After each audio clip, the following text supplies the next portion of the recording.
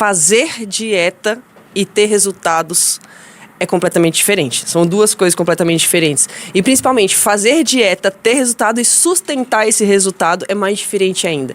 Então eu trabalho ressignificando as raízes, as crenças, a mentalidade e as questões emocionais que muitas vezes fazem com que as pessoas não consigam ter resultado ou até mesmo permanecer nesses resultados. E nada melhor do que falar sobre nutrição, principalmente uma nutrição que você vai conseguir sustentar durante toda a sua vida nesse início de ano, né? Não é mesmo? Qual é a meta de todo brasileiro no início do ano? Gente, eu preciso emagrecer. E a Thalita está aqui para te ensinar a emagrecer com saúde e com qualidade. Perfeito. Quais são as maiores dúvidas, Thalita, das pessoas quando chegam no seu consultório e fala que não conseguem emagrecer? A maioria das pessoas que chegam ao meu consultório, normalmente elas já passaram por vários outros nutricionistas. São aquelas pessoas que falam assim: Thalita, eu conheço todos os nutricionistas da cidade, nada resolveu, então você é minha última cartada. Normalmente é isso. São pessoas que muitas vezes já entendem muito sobre alimentação. Se a gente parar para conversar, a gente fica 2, 3, 4 horas conversando de tanto que já sabe, mas a questão é que não é uma questão nutricional muitas vezes. Na verdade, a maioria das vezes é uma questão muito mais de mentalidade, é uma questão de crenças, ou até mesmo questões de gatilhos emocionais que acabam repercutindo na relação com a comida. Já ouviu falar sobre usar a comida como válvula de escape? Sim. Esse é um dos maiores desafios que as pessoas enfrentam. E essa comida como válvula de escape, muitas vezes, ela é buscada da tarde para a noite. Então, esse é o maior desafio que eu trabalho. E como é que você consegue lidar com essa situação? Porque não é só você passar uma receita, né? Ó, você vai acordar, você vai comer isso. Como é que você vai fazer com que a pessoa realmente lide ali, ela consiga lidar com as emoções dela para conseguir seguir aquela dieta e aquele objetivo? Perfeito. Ó, a questão é emocional, mas todas as emoções, ela tem um fundo fisiológico, ela tem um fundo hormonal. Variações hormonais, descontroles hormonais geram variações emocionais, né? Então, quando a gente fala de, por exemplo, quando a gente fala de terapia cognitivo-comportamental, a gente está falando de um pensamento que antecede um comportamento. Muitas vezes tem os gatilhos, a partir de gatilhos tem respostas, e as respostas muitas vezes é recorrer à comida. E aí tem a recompensa, que é o prazer por ter comido aquilo ali. Esse gatilho, até chegar à resposta, é um caminho neurológico, é um caminho mental. Mas muitas vezes alguns fatores emocionais conduzem a pessoa a essa resposta. Então, por exemplo, toda vez que eu ficava chateada, toda vez que eu ficava triste na minha infância, minha mãe não sabia lidar e ela acabava tentando me animar, falando: vamos fazer uma pipoca juntos? Vamos fazer um bolo com a mamãe? E aí acabei associando tristeza a fazer um bolo. Acabei associando tristeza a comer uma pipoca. Acabei associando um mal-estar, uma sensação ruim, a estar mastigando para então aliviar essa dor. Então, entender individualmente quais são os fatores lá na história dessa pessoa que fez com que ela fizesse essa associação e depois trabalhar nessa raiz que foi encontrada individualmente é o trabalho principal. Ah, então você faz isso. Então você não só entrega uma dietazinha, você entrega a dieta, aquela que vai realmente te ajudar a levar os seus objetivos, mas também você dá esse apoio para identificar as crenças, né, que a gente considera umas crenças limitantes ou crenças bloqueadoras para esse objetivo. É isso mesmo? Isso. E aí você está falando de dieta. Muitas vezes dieta é associada à restrição, a cortar isso, cortar aquilo, entrar numa bolha.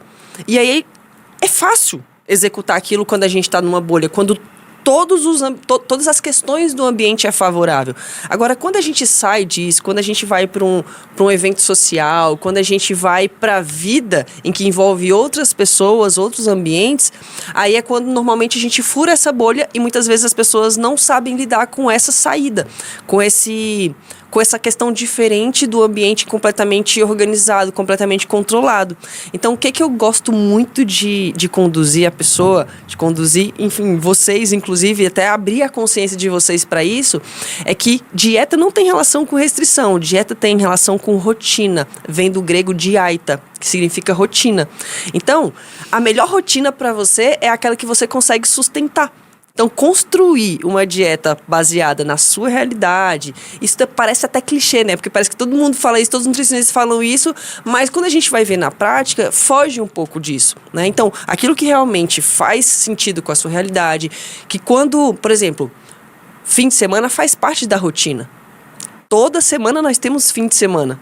Então, se eu não considero fim de semana dentro de um contexto de plano alimentar, eu estou colocando você numa bolha. Se eu não considero, por exemplo, toda quarta-feira à noite eu tenho uma célula. E nessa célula cada um leva uma comida e tudo mais, e tem umas comidas diferentes e gostosas. Se eu não considero que isso faz parte da rotina da pessoa e não ensino ela a lidar com isso, fazer escolhas gostosas e prazerosas dentro desses contextos sociais, toda vez que ela estiver no contexto social, ela vai se sentir errando, vai se sentir culpada. Então, dieta tem relação com rotina que envolve todos esses contextos. E aquelas dietas, o que você me diz? Porque eu escuto muito falar que não é só dieta, é um comportamento, é um hábito alimentar. Então, quando minha chave vira para isso, eu consigo realmente ter grandes objetivos. Mas aí as pessoas querem acelerar o processo, né? A gente quer acelerar. E essas dietas cetogênicas, essas dietas da moda, e aquela questão também de comer carboidrato à noite, muita gente fica preso nisso, né? Sim. Bom, existem muitas dietas da moda. A maioria das dietas da moda, por exemplo, dieta cetogênica, dieta paleolítica, dieta low carb, dietas que envolvem um teor maior de proteína e um teor menor de carboidratos, são dietas que aceleram o processo? Sim, elas realmente aceleram o processo. Elas podem ser usadas como estratégias pontuais durante todo um acompanhamento. Então, o acompanhamento está sendo de 6 meses. Durante um mês, vamos quebrar o platô, vamos quebrar esse equilíbrio, entrar com uma estratégia diferente, mas do mesmo jeito que a gente trabalha a saída, a gente trabalha a volta. Ou seja, da mesma forma que a gente trabalha entrar com uma estratégia mais restritiva, fazer de forma acompanhada o retorno para um padrão mais sustentável é importante. Por quê? Qual é a tendência?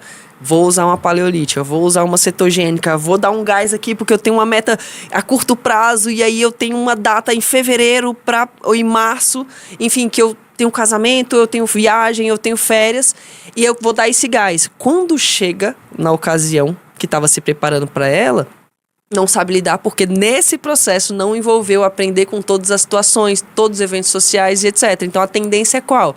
Aí a pessoa volta a comer o que ela já comia, aí dependendo da pessoa ela acaba bebendo demais e aí se sente inchada pra caramba. Todo esse processo de ganho de peso durante esse período deixa a pessoa extremamente frustrada. Só que ela viu que já deu certo, aquela dieta restritiva uma vez. Então ela começa a tentar voltar para aquele padrão. Bom, eu fiz uma dieta cetogênica para viagem, acabei ganhando um pouco de peso na viagem, então vou voltar para a dieta cetogênica. Na hora que a pessoa tenta voltar para essa dieta cetogênica, é uma tentativa atrás da outra, não consegue voltar para o mesmo padrão e a tendência é que se a pessoa perdeu 5 quilos nesse período, ela reganha 5 e mais um pouco, a tendência é ganhar 6, 7, é ganhar mais do que perdeu. E toda vez que ela tenta voltar para aquele padrão de restrição, a tendência é que ela não consiga voltar com a mesma, como é que eu posso dizer? Com a mesma precisão de execução. E aí vira um ciclo vicioso de tentativa, frustração, tentativa, frustração. Só que cada frustração leva a pessoa à sensação de culpa, à sensação de fracasso, que leva aos descontroles. Aí que vem o efeito sanfona. Sim. Faz sentido? Com certeza. Então, aquela busca desenfreada por um emagrecimento, mas sem consciência, digamos. Né? Sem consciência de como o seu corpo funciona, qual que é o ideal. Tem muitas pessoas que falam, quais são os alimentos ali para acelerar o metabolismo, por exemplo? Pronto. Existem alimentos que aceleram o metabolismo? Na verdade, o que acelera o metabolismo são 8 fatores. São 8 comportamentos que, feitos de forma diária, viram hábitos e isso mantém o metabolismo mais acelerado. Então, eu vou trazer um pouquinho sobre esse ponto, que é o seguinte. Nosso metabolismo, Lu, ele não é lento e nem é acelerado. Ele está. Ele é um estado. Então, para eu conseguir sustentar ele acelerado, eu preciso de algumas bases nisso. Essas bases são 8. Uma delas é o sono, uma ótima qualidade de sono. Outra delas é o treino, só que 6 desses 8 pilares são relacionados à alimentação. É um alimento específico, Thalita, que vai gerar essa celeridade no metabolismo? Não. É um conjunto de comportamentos. Ah, mas e os termogênicos?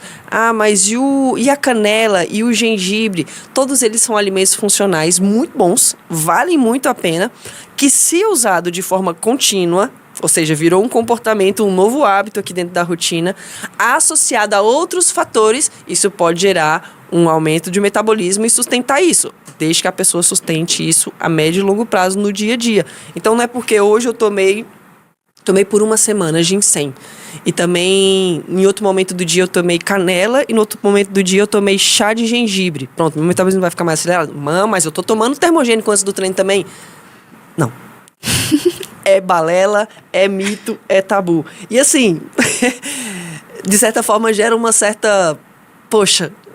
Eu tenho que tomar todo santo dia o chazinho de gengibre, todo dia, ou um gengibre, ou uma canela, ou... hibisco, cavalinho, esse chá todinho da moda que ajuda ali, pelo menos no desinchar. Você já viu aqueles posts de nutricionista que fala assim, ó, recomenda-se tomar canela por um certo tempo, não tem estudos que comprovam, mas se for tomar, recomenda-se tomar por X tempo, mas sempre com base numa dieta equilibrada e atividade física. No final sempre tem assim... Isso só vale com base numa dieta equilibrada e atividade física. Porque é isso, no final das contas, nenhum alimento sozinho, ele gera resultado. Nenhum alimento sozinho, ele emagrece. E nenhum alimento sozinho, ele engorda. O cachorro-quente engorda? Não. Exatamente, comer carboidrato à noite.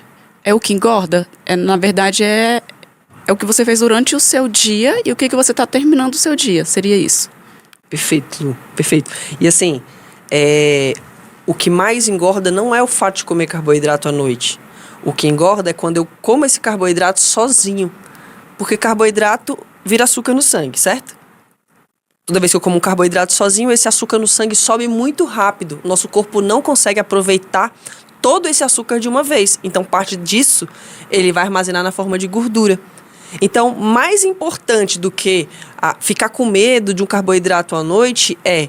nunca comer carboidrato sozinho. Ainda que eu venha comer esse carboidrato à noite, se ele estiver acompanhado de proteína ou de gordura, ele não engorda. Thalita, não engorda mesmo?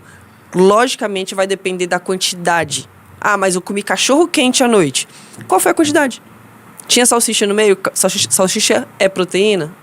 Então esse carboidrato não estava sozinho. Não estava sozinho. Qual foi a quantidade que você comeu? Eu comi, sei lá, aquele cachorro-quente caseiro, pão francês, ainda tirei um miolo e aí fiquei feliz, comi aquela quantidade. Vai me engordar? Logicamente que não.